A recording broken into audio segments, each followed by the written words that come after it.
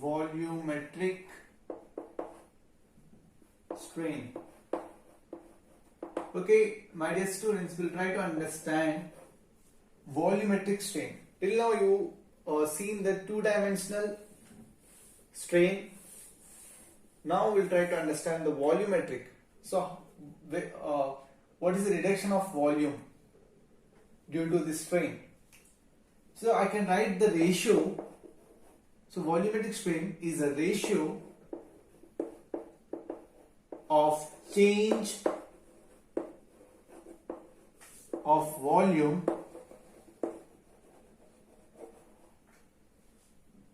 of the body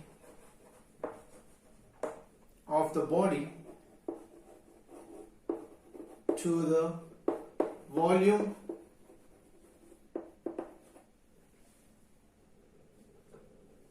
is known as volumetric strain.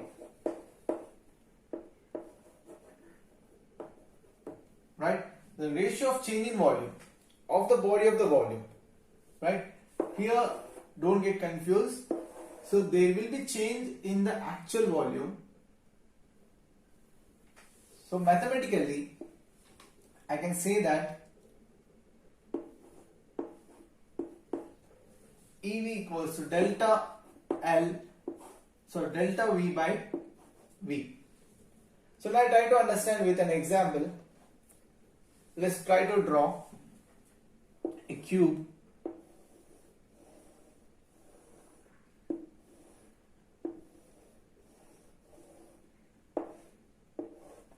So now, if I try to apply a load which is try to compress this cube, so I am applying compressive load, right, on all the sides. Let's say P is a force or a load on the cube. So what happens? It will decrease the volume of the cube, right? It will decrease the volume of the cube. It will try to compress by having a pushing type of load, that is compressive load. So we'll try to understand. So what is here? Delta V is a change in length. Change in volume. So we are talking about volume, so there will be change in volume.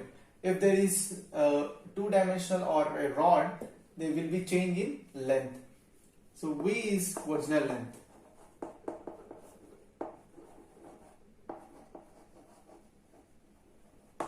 Right? So now you got the concept of volumetric strain. Next, we'll try to understand Hooke's law. Before that, we'll try to see some properties of material, which is elasticity and plasticity.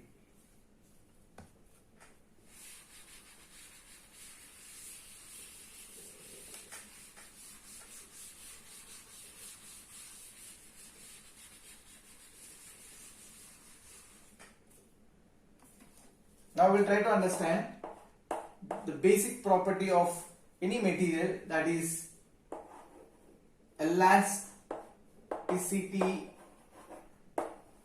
and we also try to understand plasticity. So elasticity is nothing but the property of a body. It is a property of a body which regains its original position.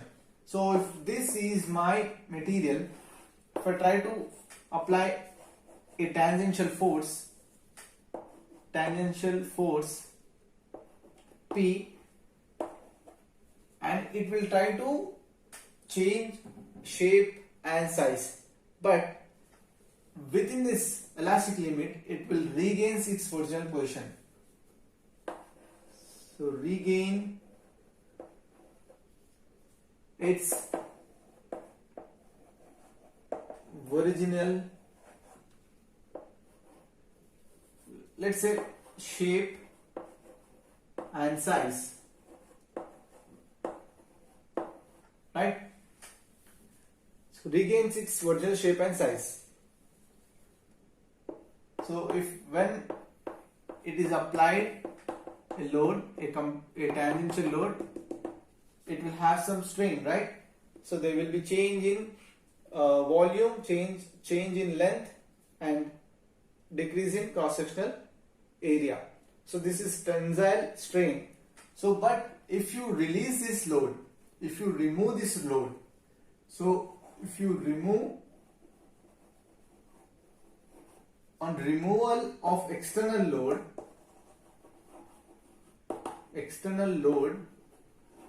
the body will try to regain its original position. It will come back to original position. So if I apply the load, so it will again regain its original position. It's called elasticity. So now we'll try to understand plasticity. So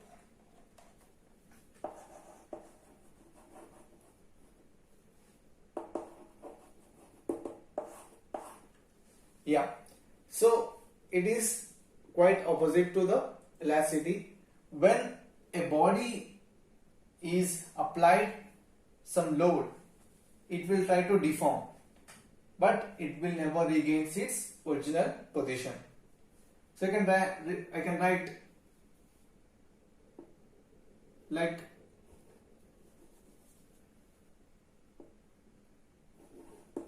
does not regain its original shape and size. So does not regains its original shape and size. When after removal of external loading or external, you can call it as force, external force, that is P, right? So now you can understand these two properties.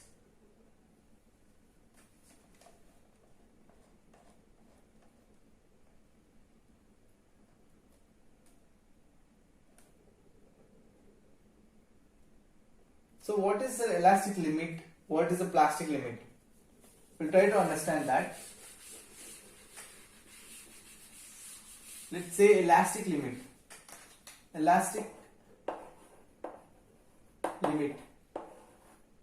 So when you can say the elastic limit of any material.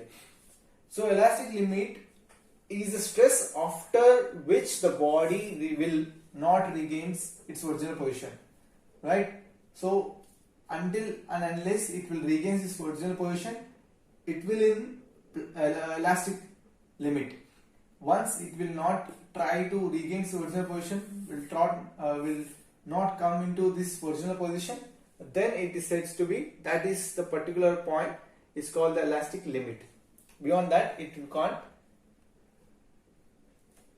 apply the external load. It will fail or it will try to deform completely. So let us take an example. If I say that any material having 5 kilonewton per meter square is the elastic limit. That means if so 5 kilonewton per meter. So if it is increased, then will not regain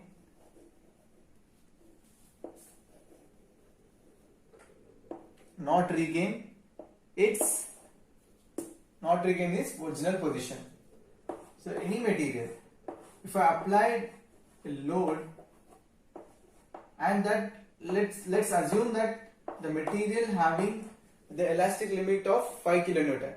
So that if I increase the load to 6 kilonewton, then it will not regain its original position. If I decrease the load less than 5 kilonewton per meters, then it will regains its original position.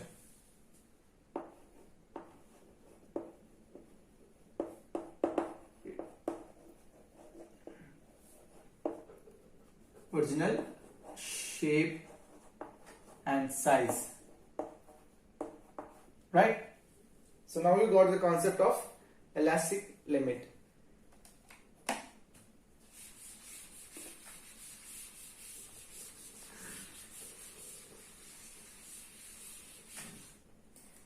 Now we'll try to understand another mechanical property of any material, that is ductility.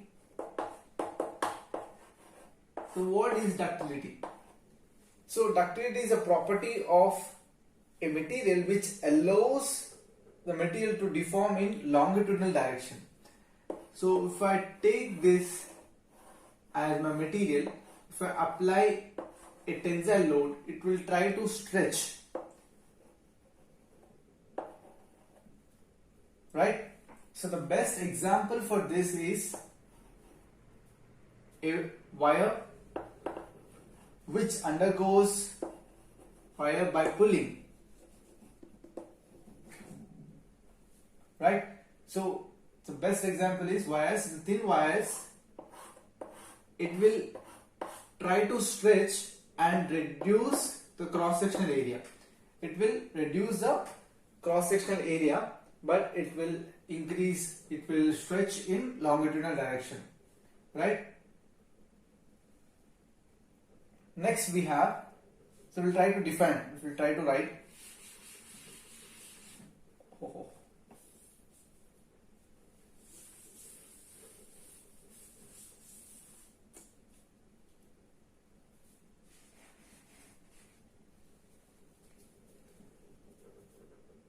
Allows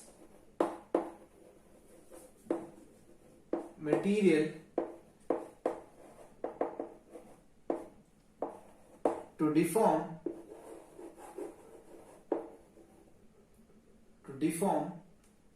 longitudinally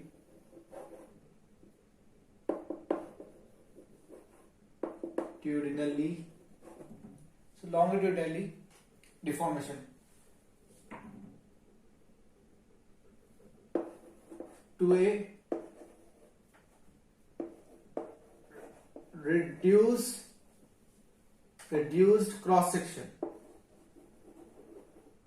cross-sectional area, right? So this is ductility when tensile load is applied, when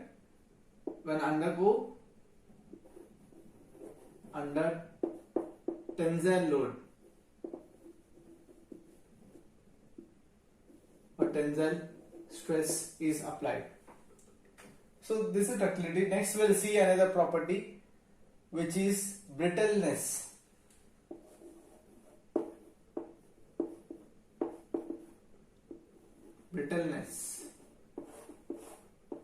So what is brittleness? It is a lack of ductility.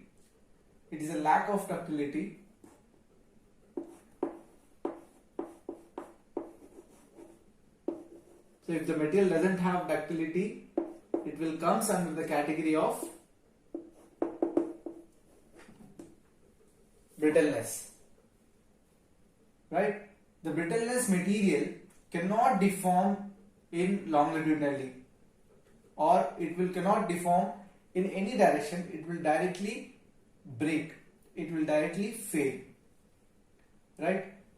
So it will reduce the cross-sectional area, but it fails suddenly. You can say fails or breaks without any significant deformation, without any deformation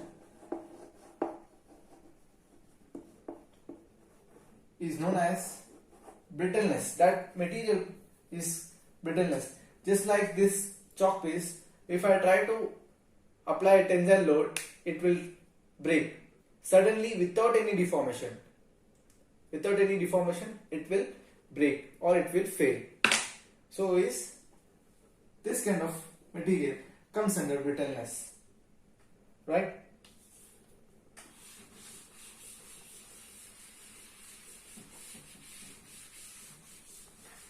Now we'll see one of the principles given by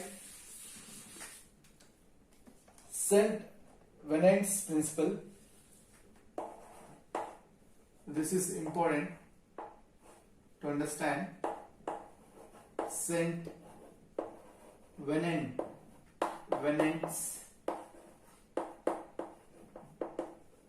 principle. So what Saint Venant said about the stresses? Let us try to understand Saint Venant's principle. So he given some principle on stresses. So how we have to consider stress? This is one of most important topic in Unit 1. It might ask in your 2 marks. So what he said, like we have an expression for stress, that is sigma load by cross-sectional area. So like we know that this is the average value of entire material.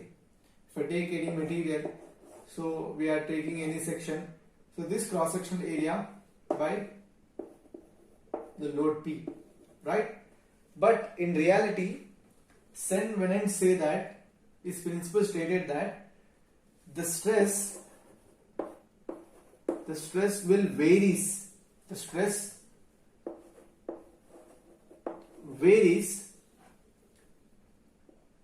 along the cross section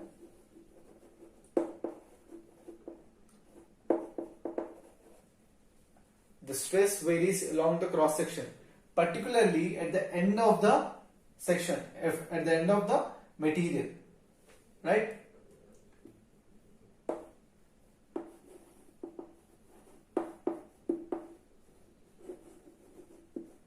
Particularly at the end of the bar, let's say iron bar carrying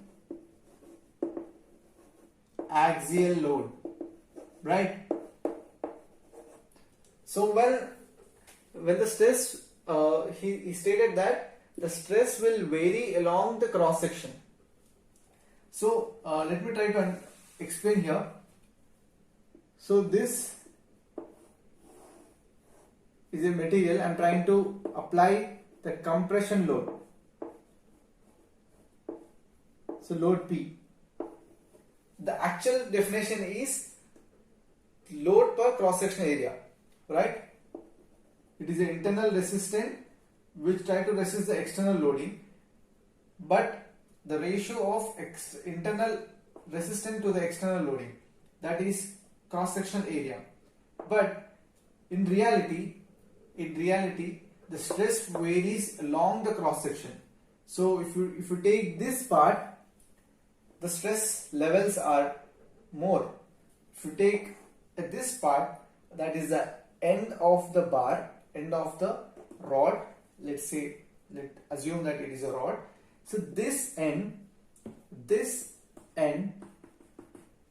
having a different stress value, that is sigma value, and this end we have a different sigma value.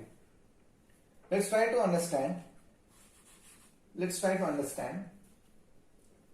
If I cut this part, the stress distribution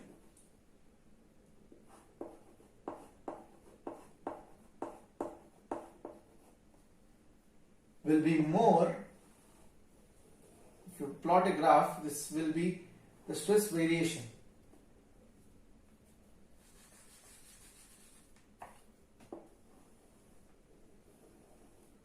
If you take this element, if you try to draw here,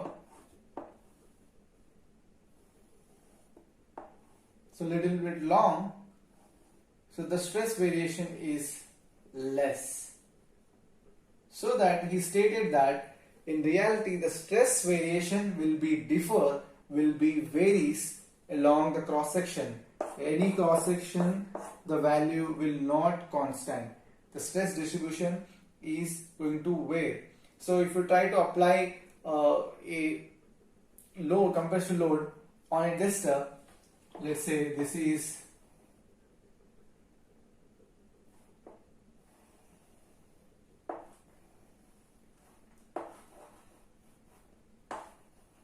a tester like a sponge or a rubber kind of material. So this, you can see the curve here having more stress than this part, right? If you apply this, just like a cake, if you take a cake and if you want to eat, if you want to put in your mouth, then if you are applying a compression load, then the effect of the stress is more at the end, right? For example, for a funny example, you can take a burger, right? So you can have a burger, but if you are applying load, the stress variation will be more at the top and the bottom than the middle part, right? So that's what Saint-Venant principle said.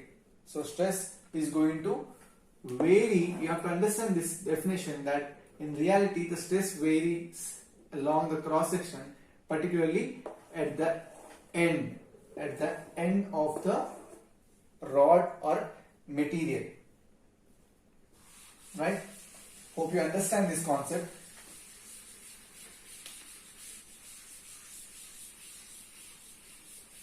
So next we'll try to understand Hooke's law.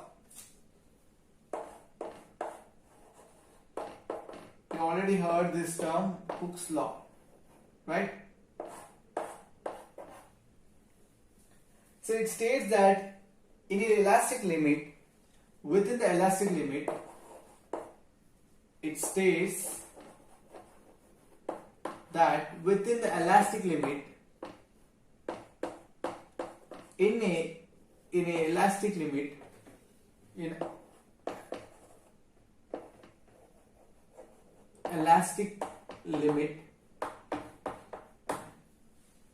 the stress is directly proportional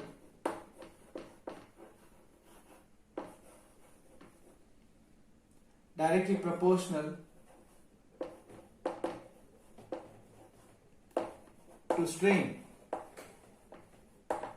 right? Within the elastic limit. Let's try to make you clear that. So for example, if I plot a graph, let's say on x-axis strain E, then stress on y-axis sigma. So if you take a material, so within this elastic limit, so any material having an elastic limit, so if this is a graph, so let's say it is directly proportional. Any point, if you take any point up to here, that is a proportionality limit, the stress is directly proportional to the strain. So this is the Hooke's law. Now try to understand this. Stress directly proportional to the strain, right? So it is denoted by sigma, directly proportional to the eta, then E equals to sigma equals to capital E and small e. So here E is nothing but the Young's modulus, that is stress by strain, right? So from here,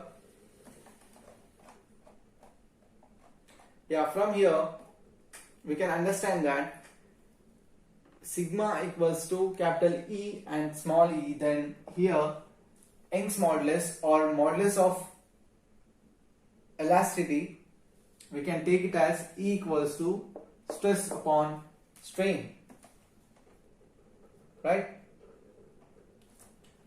We are trying to understand what is Young's modulus, right? We'll try to understand Young's modulus. I said stress upon strain.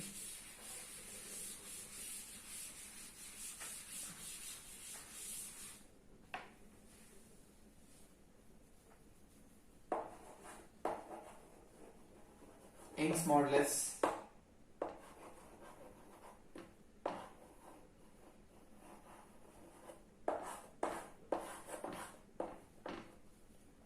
it is a ratio, let me write properly, it is a ratio of tensile, let's say tensile stress, ratio of tensile stress, or if you say compressive stress, it is a ratio of compressive stress or tensile stress, I will write here, or compressive stress to the corresponding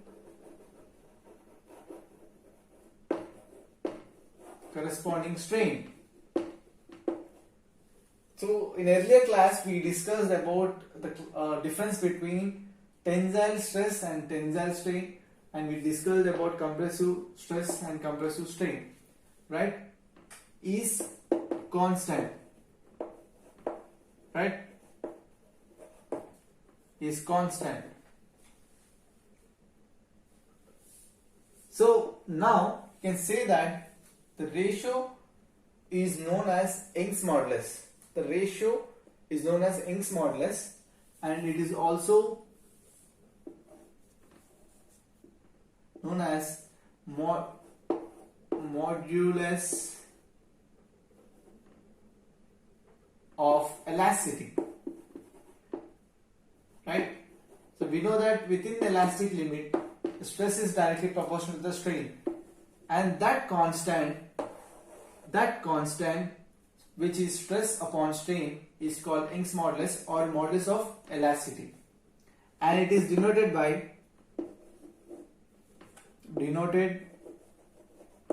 by capital E, right? So now I can write that E equals to, let's say, tensile stress. So tensile stress, if I say only stress upon strain or stress by strain, if you take tensile and compression, it is not a Young's modulus. It is the stress to the corresponding strain. So I can, if I take tensile stress, I have to take tensile strain. Then it is known as modulus of rigid elasticity or Young's modulus. For example, so if you take for compression, compressive stress, you have to take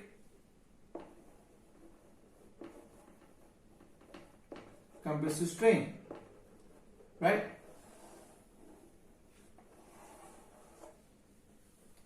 So now you got the concept of, so I will write with the mathematical formula, that is sigma upon eta, let's say E equals to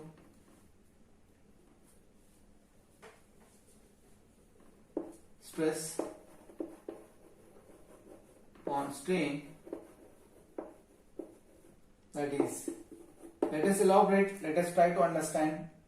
So we know that sigma, that is load by area by strain, is change in length by original length, that is delta L by L. We know that sigma equals to P by A and E equals to delta L by L. So I can write E equals to sigma by small e.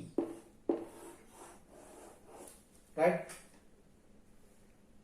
Now we'll try to understand shear modulus or modulus of rigidity. Now we'll understand,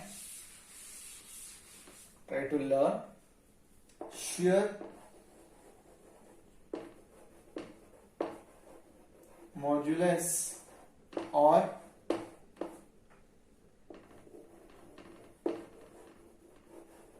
modulus of rigidity, right?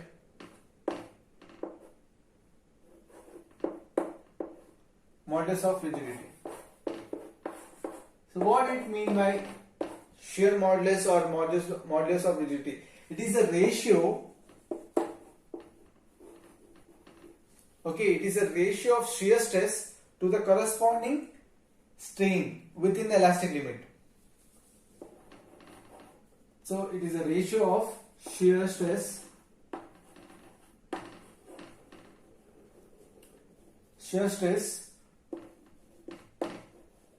to the corresponding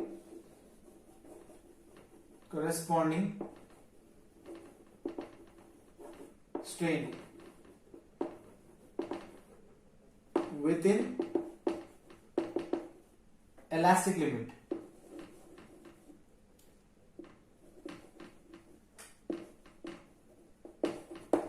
Within elastic limit is known as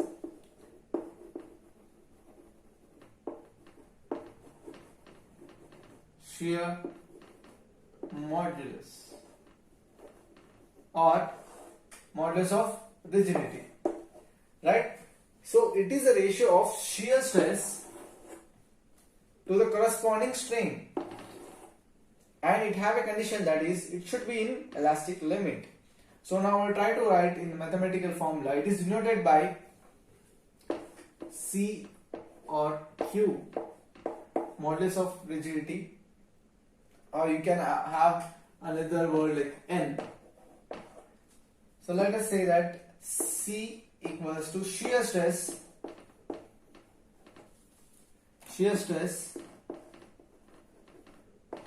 upon shear strain.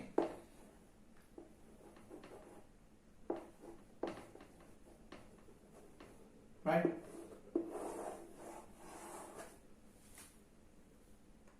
Got it?